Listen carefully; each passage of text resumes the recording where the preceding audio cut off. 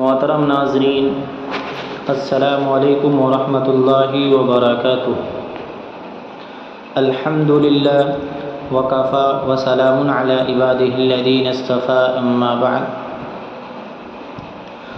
اللہ سبحانہ و تعالی نے والفجر ولیال عشر میں جن 10 راتوں کو قسم کھائی، وہ 10 راتیں جمہور کے قول کے مطابق یہی عشرہ ذی الحجہ کی راتیں ہیں۔ عشرہ ذی الحجہ کے فضائل حضرت عبداللہ ابن عباس رضی اللہ تعالی عنہ روایت کرتے ہیں کہ رسول اللہ صلی اللہ علیہ وسلم نے ارشاد فرمایا، اللہ تعالیٰ کے نزدیک سب سے پسندیدہ عمل ذی الحجہ کے شروع 10 دنوں کی نیکیاں ہیں۔ کسی نے عرض کیا، اے اللہ کے رسول، اگر کوئی ان دنوں کے علاوہ میں جہاد کرے تو اس کے متعلق کیا حکم ہے؟ تو آپ صلی اللہ علیہ وسلم نے ارشاد فرمایا، دوسرے دنوں کا جہاد بھی اس کی برابری نہیں کر سکتا، البتہ کوئی شخص اپنی جان و مال دونوں جہاد میں خرچ کر دے تو وہ بے شک اس عشرہ کے اعمال سے بہتر ہو سکتا ہے۔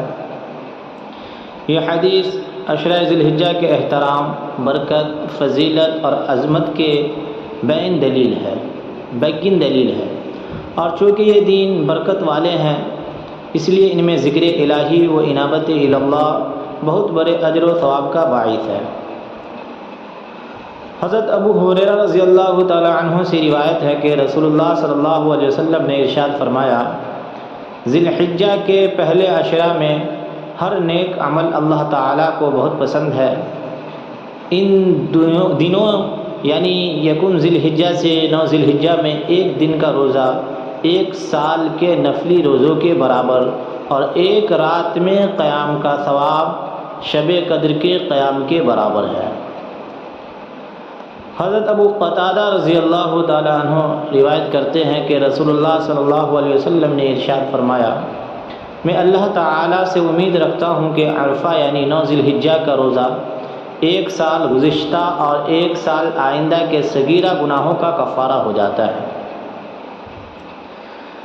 حضرت ابو امامہ رضی اللہ تعالی عنہ سے روایت ہے کہ رسول اللہ صلی اللہ علیہ وسلم نے ارشاد فرمایا، جو شخص عیدین کی راتوں میں شب بیداری اور عبادت کا اہتمام کرے، اس کا دل قیامت کے دن اس وقت بھی زندہ رہے گا جس دن سب کے دل مردہ ہو جائیں گے۔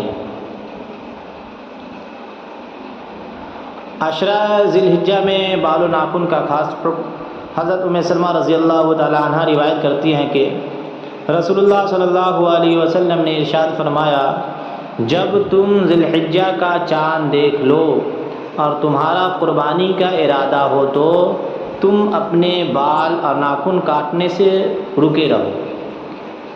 یہ حکم استحبابی ہے اور صرف قربانی کرنے والوں کے ساتھ خاص ہے، وہ بھی اس شرط کے ساتھ کہ زیر ناف اور بغلوں کی صفائی اور ناخن کاٹے ہوئے 40 روز نہ گزر گئے۔ اگر 40 روز گزر گئے ہوں تو امور مذکورہ کے صفائی واجب ہے۔ السلام علیکم ورحمۃ اللہ وبرکاتہ۔